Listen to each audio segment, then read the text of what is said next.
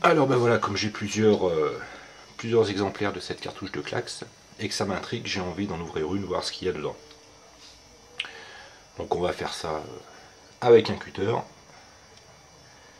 J'ai déjà commencé un petit peu à décoller, voir si ça pouvait s'enlever comme les cartouches classiques, et a priori ça a l'air d'être bon.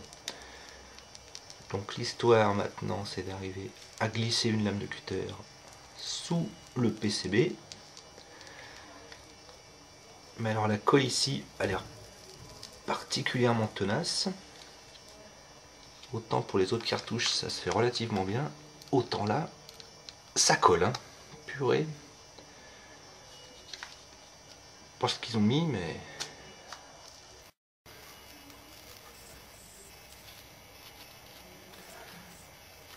hop, on va faire le tour.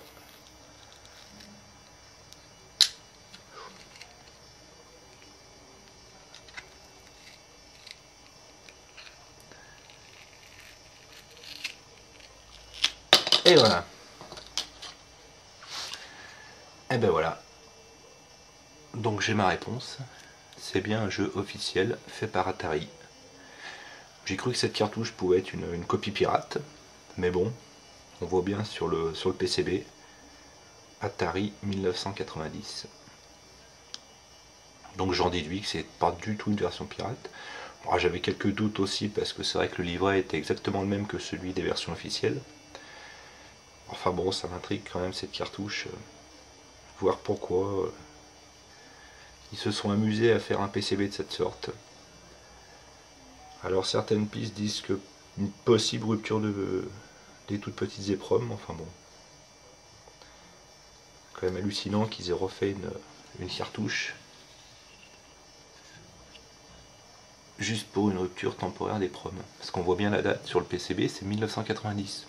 Donc après 90, ils ont quand même produit un paquet de jeux sur les mêmes épromes qu'ils utilisaient avant, les toutes petites plates. Étrange, très très étrange.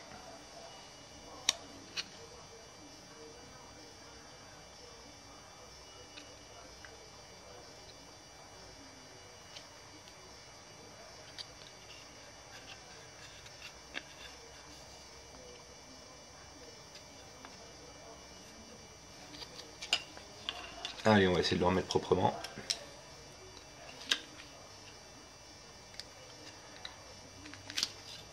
Enlever un peu les résidus de colle. Hop.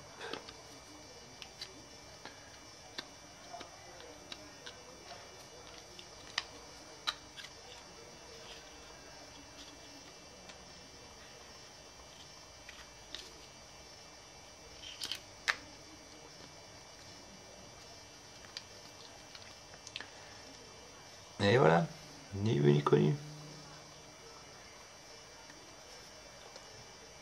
On va peut-être mettre un petit poinçon. Voilà, on sait ce qu'il y a dedans. Merci qui? Merci Ray.